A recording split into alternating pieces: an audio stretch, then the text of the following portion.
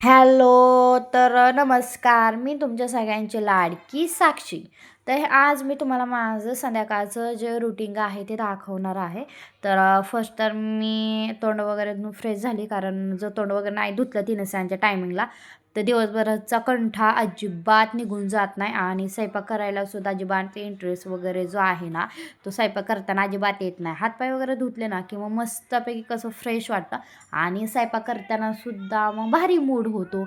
आणि मग हे बघा मी किती छान अशी मग रेडी वगैरे झालेलीच होते. तर चला तर आज मी तुम्हाला असं स्पेशल असं आज मी तुम्हाला माझं रुटीन आहे ते दाखवणार आहे. आणि आज मी बोंबलाची भाजी म्हणजे कालवण बनवणार आहे.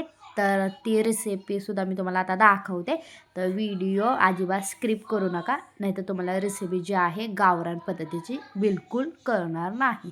तर मी फक्त त्याच्यामध्ये कांदा, लसूण आणि खोबरं हे 3 वस्तूच घालून मी बोंबलाचं कसं भारी असं कालवण करणार आहे. तर मी आता मस्तपैकी चिरून वगैरे बोंबील आहेत ते घेतलेले होते. मग एका प्लॅनमध्ये मग मी तेल आहे ते तेल ओतलं आणि त्याच्यानंतर ना मग तेलामध्ये आपण मीठ टाकायचं, कारण तेलामध्ये मीठ टाकलं ना की बोंबील खूप चविष्ट लागतात. बाप रे बाप!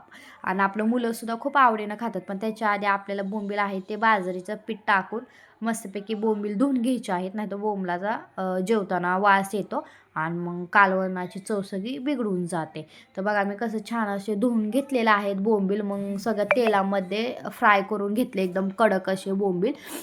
तर कडक बोंबील केल्यावरती चवसुद्धा खूप छान लागते आणि आपण त्याच्यामध्ये मीठ टाकल्यावर चव येते. आणि कच्चं बोंबीलसुद्धा ना खूप भारी लागतात. आणि मग त्याच्यानंतर मग आपल्याला आता वाटण बनवायचं आहे. तुम्हाला जरी पाहिजे जरी असेल तरीसुद्धा म्हणजे मी फक्त कांदा आणि लसूण आणि खोबरं हे 3च गोष्टी मी बोंबलासाठी वापरते. तुम्हाला जरी हवी असेल तरी तुम्ही टमॅटो किंवा कोथिंबीर वापरू शकता, पण माझ्याकडं कोथिंबीर नव्हती, त्याच्यामुळे मी फक्त 3च वस्तू आहेत त्या घातलेल्या होत्या कालवणामध्ये. आणि मग मस्तपैकी कांदा आणि खोबरं वगैरे आहे ते तेलामध्ये मी भाजून वगैरे घेतलेला. तर आणि लसूणसुद्धा जर तुम्हाला पाहिजे असेल तरीसुद्धा तुम्ही भाजून वगैरे घेऊ शकता. आणि मग आमचे मिस्टर आलेले होते, मग त्यांच्यासाठी मग मला ठेवायचा होता चहा, कारण की ते आज खूपच लवकर आले होते, कारण माझं कालवणसुद्धा तेव्हा झालेलं नव्हतं व्हिडिओच्या नादामध्ये. तर मग काय मग मी दिला त्यांना चहा. म्हणलं एकदा असं चहा दिला की मग ते धारा काढायला निघून जातील. तर मग मस्तपैकी चहाला ओके आली. मग काय दिला त्यांना मी चहा नेऊन. आणि चहा देताना त्याचे पप्पा आद्विकचे जुने लहानपणीचे व्हिडिओ बघत होते. आद्विक कसा आमरस खात होतात ते. तर जुनी आठवणी आपण आपल्या मोबाईलमध्ये साठवून ठेवल्यावरती खरंच खूप भारी वाटतं ते कधीतरी पाहण्यासाठी. तर मग मी वाटण वगैरे आहे ते करून घेतलेलं होतं. तर मग आपल्याला मसाला मी आणि घरचा मसाला, मीठ वगैरे म्हणजे लाल तिखट वगैरे ह्या गोष्टी सगळं आपल्याला वापरायचं आहे. तर तेल आणि नंतर मीठ टाकायचं आणि घरचा मसाला आणि बाकीचे जे मटण मसाला आहे आणि तरी मसाला म्हणजे मिरची पावडर आणि मसाला वापरायचा आहे.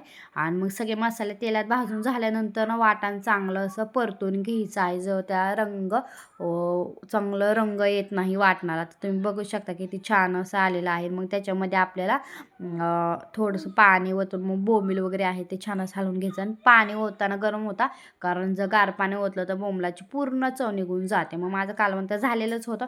मग मी काय फास्टमध्ये घेतल्या भाकरी टाकून, कारण की मग म्हटलं चला कालवण झालेलं ना आधी नंतर मला प्रचंड दमवतो. आणि त्याच्यामुळे मी माझा ससा स्वयंपाक आहे तो 6:30च्या आतमध्येच उरकते, कारण आमच्याकडे गावाकडे 8 वाजता जेवण केलं जातं आणि सकाळीसुद्धा आमच्यात 8 वाजता जेवण केलं जातं. आमच्याकडं नाश्ता ही पद्धत नसते आणि रात्रीसुद्धा लवकर जेवण केलं जातं. मग मी मस्तपैकी तांदूळ वगैरे निवडून घेतले. मग बघा तुम्ही कसलं कालवण भारी झालं. तर मग काय भांडी घासायची होती, भांडी टुचकीसारखी घासून घेतली. मग हे बघा डब्बा, ह्यांना राणा डबा दिलेला होता, त्याने आजच फिनिश केला नाही. मग म्हटलं चला आता सगळं वगैरे मी आवरून वगैरे घेतलं फास्टमध्ये, किचन वगैरे आवरला. मेन म्हणजे किचन हे साफ करावं, कारण किचन म्हणजे फक्त स्वयंपाकघर नाही, तर एका गृहिणीनं छोटंसं स्वप्न जग असतं. इथेच माझ्या कुटुंबासाठी प्रेमाने जेवण बनवणे, इथेच माझा दिवस सुरू होतो आणि इथेच संपतो. थकवा असतो, काम खूप असतं, पण किचन स्वच्छ केलं की मनाला खूप शांतता